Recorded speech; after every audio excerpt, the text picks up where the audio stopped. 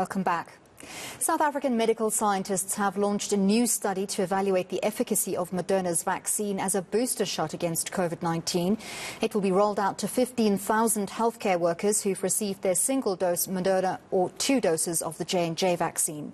Dr Nigel Garret is the head of the vaccine program at the Centre for the AIDS Programme of Research in South Africa. He joins me from Durban now to discuss the study further. Thank you very much, Dr Garret, for your time this evening. So what exactly is this study hoping to establish, and what will be the future of the results?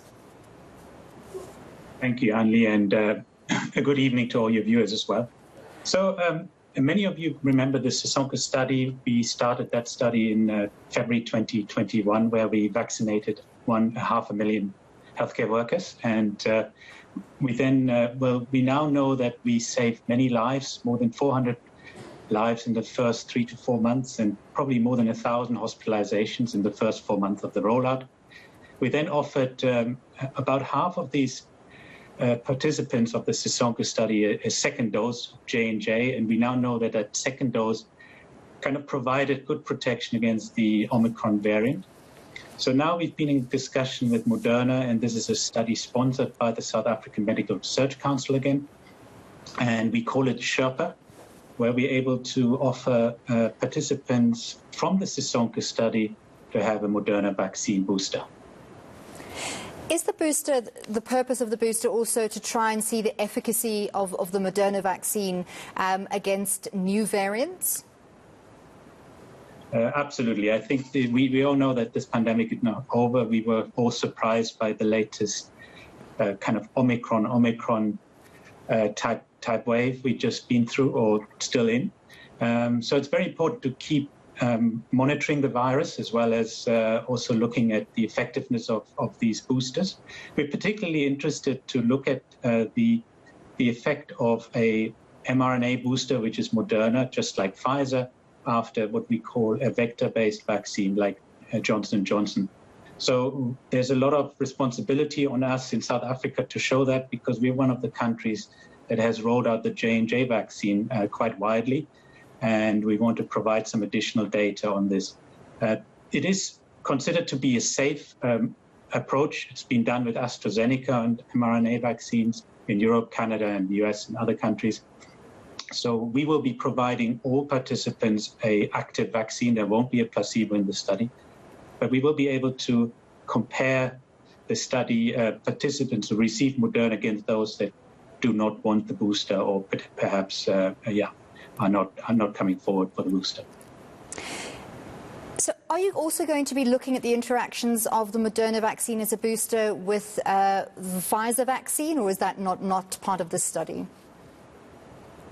So that is not really part of the study, but it's something we probably will look at anyway as part of the rollout, and the government is involved in those research questions. We will not directly compare Pfizer against Moderna because most people in the eNCA study did not receive a Pfizer, although some obviously went ahead and got their Pfizer vaccine through the DOH program. Is there a possibility that this Moderna vaccine will be rolled out as a booster to the South African public at large at some point? Yeah, so we're running a couple of studies. One is the SHERPA study, and that started just now. The last week we enrolled about 100 already. So that is to look at the boosting with Moderna, and then we're also running the Ubuntu trial that I think we have presented on the program before, where we're vaccinating about 15,000 people across Southern Africa as a primary vaccination kind of regimen or strategy with the Moderna vaccine. So we were hoping to present all the safety data of both studies to the regulator, the SAPRA in South Africa, and then there's some commitment also from Moderna to apply for licensure in South Africa. When we talk about the vaccine rollout in general, we know that South Africa fell far short of its targets in terms of the number of South Africans who got the double dose. So when we look at boosters, that number might be even lower. Obviously, as you said already, this pandemic is not over yet, and we're likely to see new variants. Why should the public take heed of the results of this study? Yeah, you're right. So we had about 50% of South Africans had their primary vaccination, but the boosting rates are well below 20%, which is quite disappointing. And if you look at other countries that had reached vaccination rates of 80%, you can really see life starting to completely normalize with people even not wearing masks, etc. So I think we need one more push in South Africa to really ensure those that haven't had access to the vaccines are really encouraged to come forward and get their vaccine. So I think that is really important. We do know that many people have already been actually infected in this setting, almost 80% perhaps, some of the studies. So even those that have had an infection but not been vaccinated, we would encourage to at least get one vaccine dose to boost their immune system. As we've seen the variants become less aggressive, perhaps, in their effects on people, far less hospitalizations with Omicron at least, do you think the public has become complacent about vaccination and especially about boosters?